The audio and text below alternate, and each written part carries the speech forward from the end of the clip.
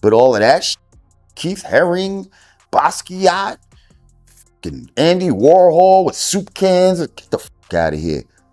That was some shit where they gamed the people into believing that some bullshit was something special. And Jay-Z was one of the first ones, I think, to really talk about Basquiat. And it's like, why? And you make a song about Tom Ford. That's another homosexual designer. What is this all about? Like, I don't know when heterosexuals started bigging up homosexuals, starting trying to dress like them, do their hair like them, and making songs about them. I'm just saying, you know? And because for 4 years, I've been screaming, not just Diddy, but Diddy and Jay-Z are monsters. And the victim-making machine kept going on. So who's next? Y'all don't see the lineup? Oh, yeah, no. Yeah, we see the lineup. I'm just waiting to see who's next. Jay-Z is setting Diddy up. Why is everyone having such a hard time? He ain't doing shit. You won't believe what I'm about to show you. It's got the whole industry buzzing. This exclusive footage from last night's private party is causing a massive stir, and it paints Jay-Z in a way no one saw coming. We heard the rumors, but this is next level. In just a moment, you'll understand why security tried to grab every phone in the room, but one camera managed to catch it all. And the way Beyoncé looked at Jay when things got crazy. Let me show you what really happened. I would say this, it's kind of funny to me, man, is that Diddy used to hate Jay-Z. He hated Jay-Z enough when he was trying to get Ja Rule to go at Jay-Z. This is back in the early 2000s. And one day, Asner, Kushner, Diddy, and myself went to a Nets game and we met Jay-Z. I've never been a Jay-Z fan, you know, like some of his music, the whole 9 yards. But when we went over to the, I think that was Prudential Center in Newark, and him and Puff met up, it was strange to me. Because I remember what Puff was trying to do. And then both of them, they was talking about something amongst each other, amongst all of us, and laughing and joking with each other. Then over the years, I see them giving garden parties. You understand what I'm saying? You could tell that the people in power had gave that reign to Diddy, and Jay was next in line. So to separate him, when in fact, they may be two of the same, but because Jay-Z is low-key, that low-key sneaky shit, and Diddy is, and was, rambunctious, you know, just out with it, it don't mean that they not two of the same. One just a little quiet with his shit. What happened at the basketball game? When they ran into, you guys ran into Jay-Z? They was just talking. They was talking amongst each other about their little white girls. They little skinny white girls. And I mean, did Diddy always say negative things about Jay around you? The time he was trying to get Ja Rule to go at Jay, yeah. He was. They worked it out. Was there a reason behind it? I couldn't tell you the reason behind it. It was probably because Big had died. I don't know what it was, man. I don't know why he wanted Ja Rule to go at Jay. I guess if he kept them beefing or kept them into some bullshit, he could rise up in between both of them. You know how Jay-Z's always cool and collected, right? Well, not last night. This footage shows a completely different side of him at an exclusive party. Security was snatching phones from every guest, and Jay's energy was off from the start. When they asked for his phone, things got heated fast. Jay threw his hands up, pointing fingers, clearly upset. His usual calm was gone. He was tense, stressed, and ready to snap. Security backed off, but it was clear something had set him off big time. How many victims potentially do you think there could be? Thousands. Thousands. Wow. I've talked to hundreds that I deal with still myself. I have 3 victims right now who are willing to give testimony about not only what Mr. Carter has done to them, but his wife as well. Mr. Carter's who? They're a nasty little couple. Jay-Z. They do nasty things. What do you think happened with Kim Keeping people against their will. Putting people on planes while they're unconscious, just like Aaliyah got on that plane. Unconscious. This girl's There's got a an lot agenda. of things that You can people tell. don't want to talk about. Pierce. She about to do a fake But tear? okay, I'm but not hold on, buying but Adam, but here's the thing.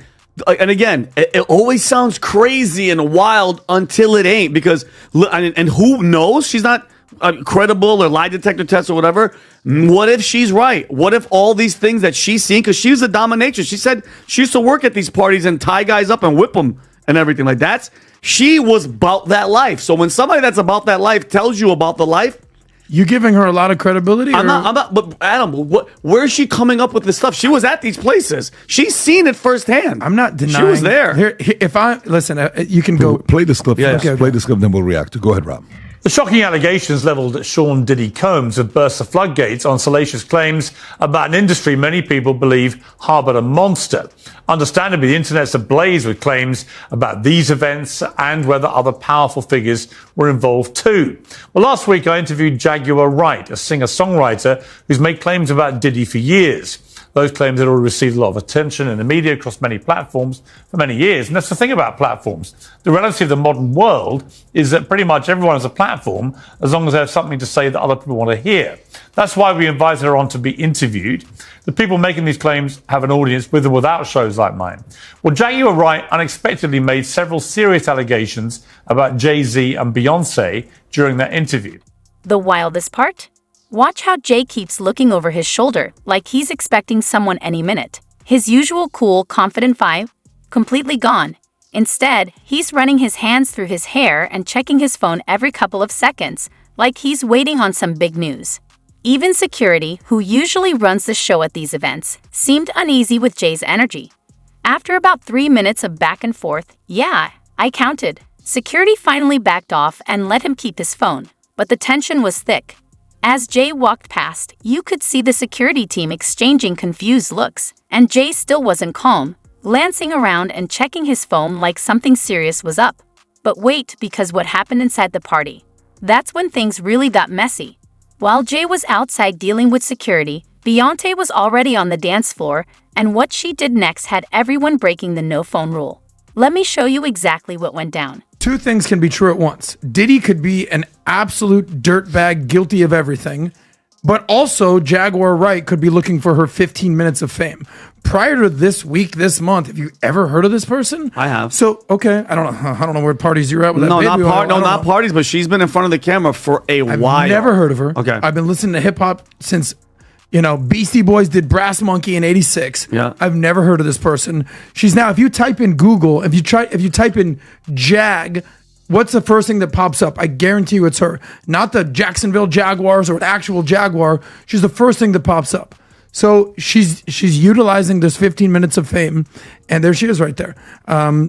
Here's what I'll also say about Diddy. This was what song she was in? No. Big Pimpin'. You know what other song she was in? Big Pimpin', spending. You know what other G's. Yeah, song? that's Jay-Z. Yeah. Yeah. You remember the movie with Denzel, American Gangster, while that one guy comes out with the song Heart of the City? Yeah. You know the Heart of the City? Yeah. Ain't no more It was a Harder City, remake that's her. of 80s. She's in it. Okay. She's in those two She's a songs. backup singer. She is, She's yeah. not Backup singer for No, no, Jay-Z that's in what she is. 2001. Okay, but she ain't Beyonce. She No, ain't of course Rihanna. not. She has been ain't Aaliyah. around. She's been I'm around not them. denying that Yeah. she's Yeah. been around it. Like, they're interviewing her for a reason. Here's what I found the most interesting about Diddy overall. This was David Muir was actually, he's the ABC guy, big news guy. He was interviewing, I guess, the guy that's handling a lot of the sexual allegations about Diddy, and he's receiving a lot of phone calls. Here's the most interesting thing about these sexual allegations. Yeah, I don't know if it was him or a different lawyer, but it was on ABC. You can check that out. He goes, talk about a gender difference. It's so interesting about Diddy. He goes, prior to 2005, it was actually 50-50, these allegations that kept coming in, men and women. 50% men, 50% women. But how about this? After 2005, it was 90% men allegations. Something happened with Diddy, allegedly, where he went, this isn't it. But it went from 50-50 allegations, receiving these phone calls, receiving what's going on, doing all these sort of testimonies, to 90% men. When there's smoke, there's fire, Diddy. Yeah, and what's going on in that baby Alex oil? Spiro, Pat, was on TMZ, and he said to those two guys, whatever their names are, I didn't send a cease and desist. I sent an ultimatum. Remove that false accusation, or a court is going to order you to. Who said this? That's Alex Spiro, right? That's it right there, Pat. You play this? To you that somebody comes on a show and then kind of levels these vague-ish allegations. Were you kind of ready for something like this to eventually happen? Listen, there's rumors and then there's nonsense, and this is one step further, right? This is a pointed and formal accusation of something. I felt it needed to be responded to. So I think somebody reported it was a cease and desist. It wasn't that. It was quite bluntly an ultimatum, which is remove that false accusation that's demonstrably false, or a court's going to order you to. And so I think he made the wise choice and acted accordingly. He meaning Piers Morgan. Removing it and apologizing for it, yes. What changed here in my mind is that somebody on a so-called journalistic platform exploited that kind of random rumor mill, whether it's disconnected from reality or what have you. The streets are buzzing about Beyoncé dancing with someone at this party. But what I'm about to show you is next level. While Jay was outside with security, B slipped in through a private entrance, looking stunning in a silver dress. No Jay, no security, just her assistant. She went straight to the VIP bar, and her vibe? Definitely not happily married. Then this mystery man, tall and dressed to impress, approached her like he knew her. Bianca's whole demeanor changed. She looked nervous, touching her hair, her neck. Next thing, they're dancing in a secluded spot. And this wasn't your typical single lady's routine. The way he held her waist and whispered in her ear had VIPs shocked, some even pulling out their phones despite the no recording rule. Why does it all come to a head now? Why now? Why? Because he's the acceptable monster at this time. Like R. Kelly was the last time I sat on this couch. So who's next? Y'all don't see the lineup? Yeah, we see the lineup. I'm just waiting to see who's next. Jay-Z is setting Diddy up. Why is everyone having such a hard time? He ain't doing shit different. He lined up D. Haven, stole his life and identity. He lined up Big L, stole his life and identity. He lined up Dame Dash, stole his life, identity, and took his love. Lined up R. Kelly. He wants to be the one.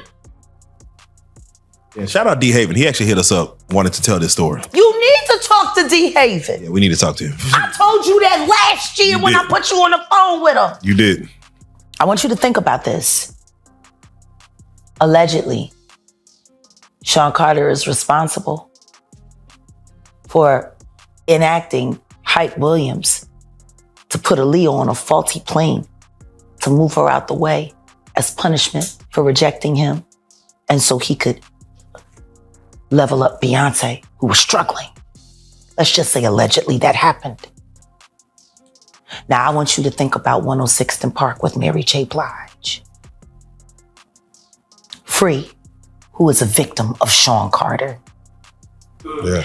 Mary J. Blige, who is a victim of Sean Combs, are sitting there talking about the death of Aaliyah amongst each other. Think about that. You got a Diddy victim, you got a Jay-Z victim, and you got a superstar gone. They know what happened. And yet, they had to sit there and have that conversation like they didn't know who did it. Think of the power of that moment. Think about Claudia Jordan right now. Claudia Jordan don't ever mention my mother name. She mentioned it yesterday. Talking about why people are afraid to come forward. You mean like you? You was Diddy girl. Corey was Jay-Z girl. Why don't you claim your friend? Claudia. The really suspicious part? Beyoncé kept glancing at the entrance like she was expecting someone. Meanwhile, this mystery guy was getting bolder, running his hands through his hair and leaning in close, and B wasn't pulling away. At one point, she even had her hand on his chest, laughing. The chemistry? Definitely not just friends.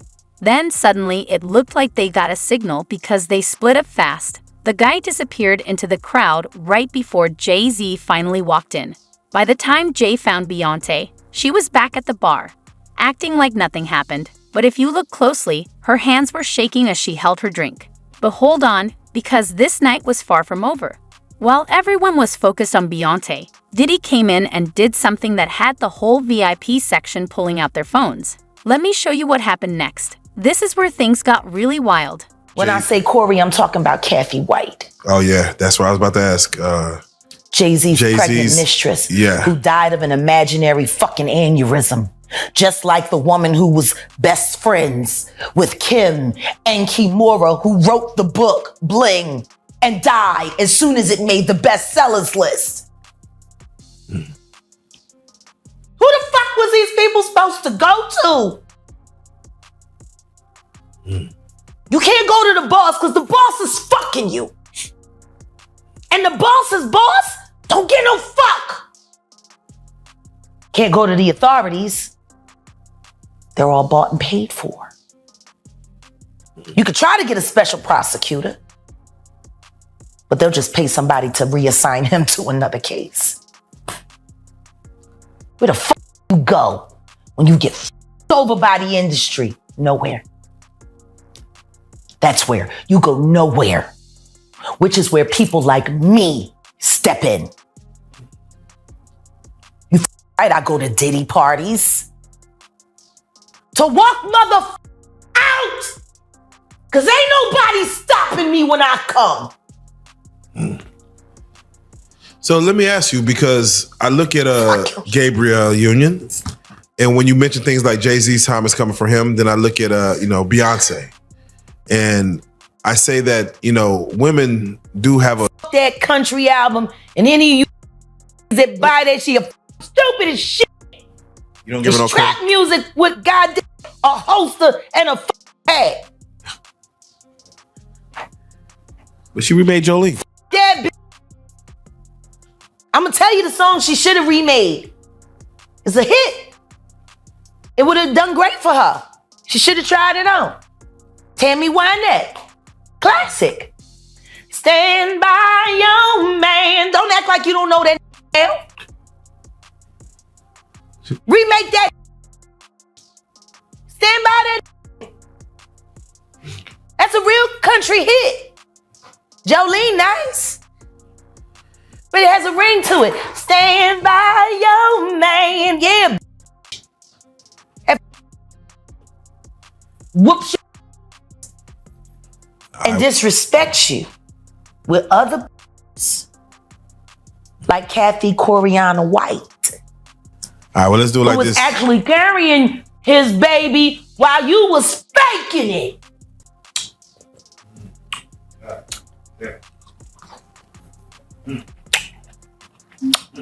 Why your husband don't want to put his seed inside of you?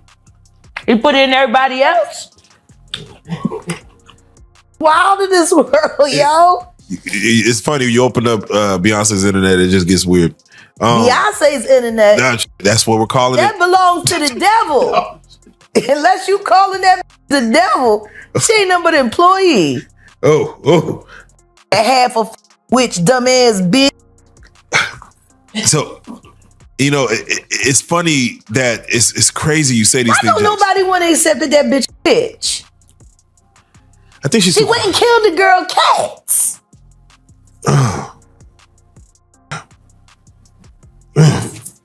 Okay. A girl went to court and charged her with extreme witchcraft. She was hypnotized. She was drugged.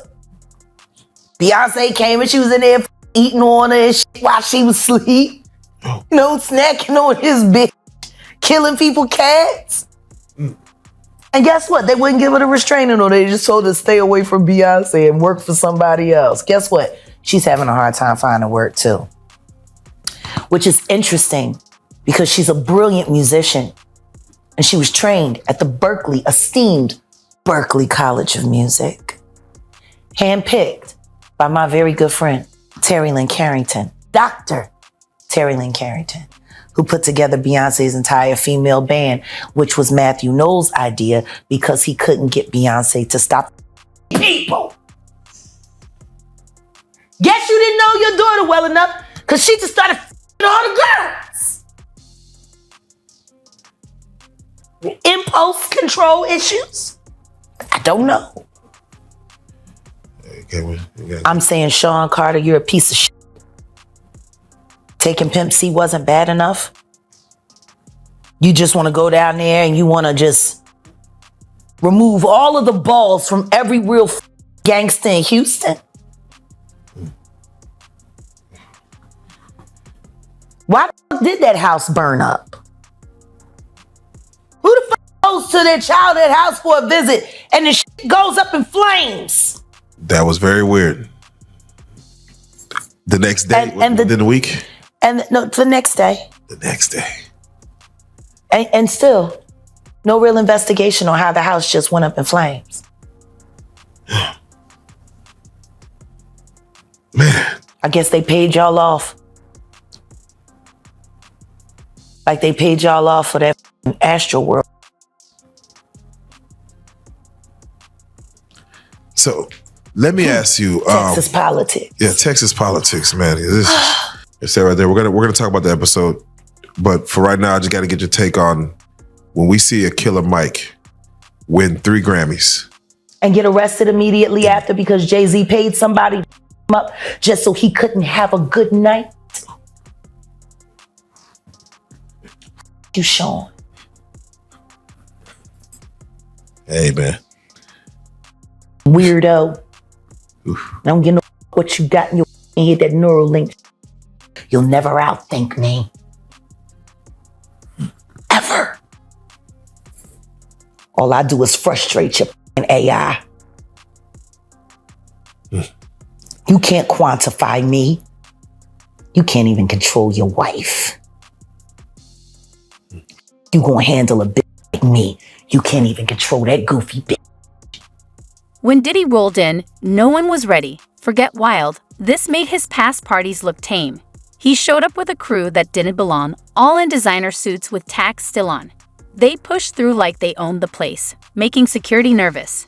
Diddy wasn't his usual smooth self. He was pacing, checking his phone, and whispering to people. His crew spread out like they were setting up for something. The VIP crowd backed away, and things got weird. In a private booth, Diddy had intense talks with unexpected faces. Whenever someone tried to record, his crew blocked the camera, but one phone caught it all. Yeah, but I have been hearing that a lot. I feel like your girl Jaguar Wright might have been one of the first to really put his name out there. I don't know enough.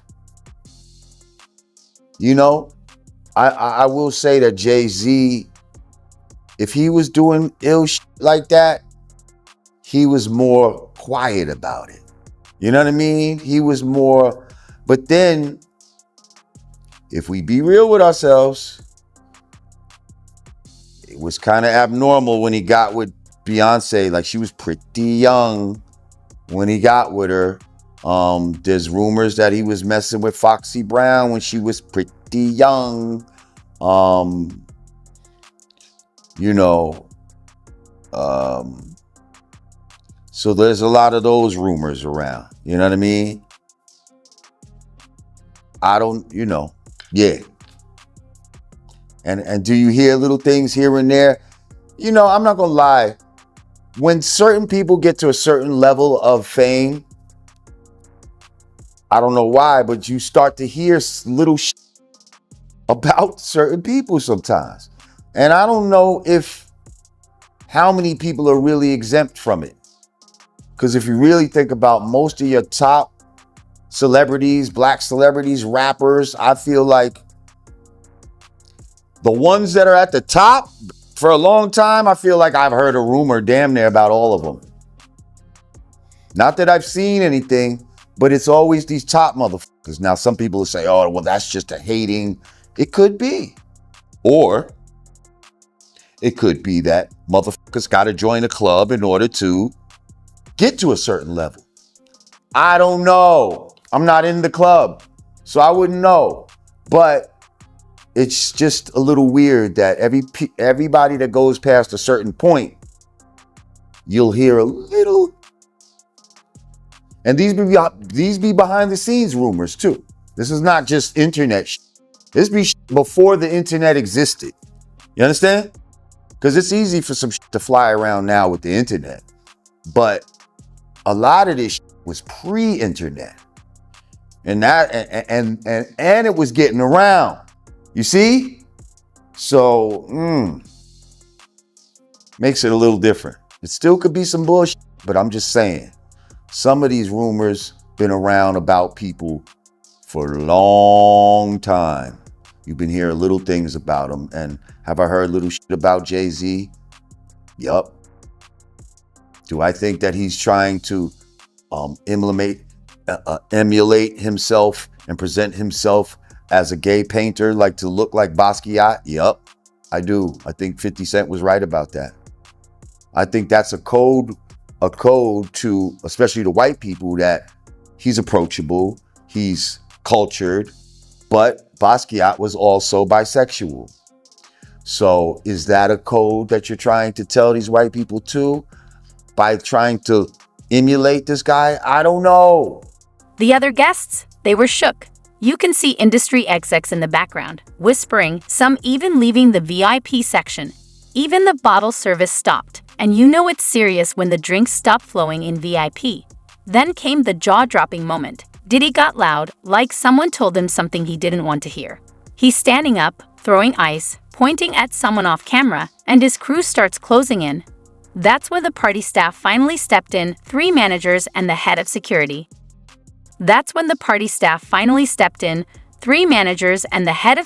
Tried to calm him down. Such an affinity for Basquiat anyway. I think it's trash. Let me just put it out there. I don't think that Basquiat's art is fucking all brilliant the way they claim it is. It looks like bullshit to me. It's some shit that white people would like. It's not some shit that black people look at and be like, oh my God, that is so impressive. He ran with weirdos like Andy Warhol and Keith Haring. They tried to call Keith Haring graffiti back in the days. I hated Keith Haring's art. It was crap. That was not graffiti. That was a white dude from the village who was inspired by graffiti, who started doing some shit. And because he's white, now he can go to galleries and sell this shit for fucking $50,000. And then you got real blacks and yes, Puerto Ricans, you know, and even some poor white people that were doing graffiti uptown on the trains and shit like that, and they couldn't get no money for this shit, you know? And their shit was way more technical, and you know what I mean? And makes you feel something, and really aligned itself with hip hop. But I do know this, that it's only 3 people that had contracts with Puff and Bad Boy. Because he's the acceptable monster at this time. Kids have like an hour left. So get extra comfortable, kids, because after that, y'all gotta go. It's a wrap for y'all, because this thing turns into something that when y'all get older, y'all don't want to come to. Okay? So, you know, let's just start to get our groove on a little bit. In an hour, we put the kids away. It's all good. All right, DJ, let's hit it. Let's do it.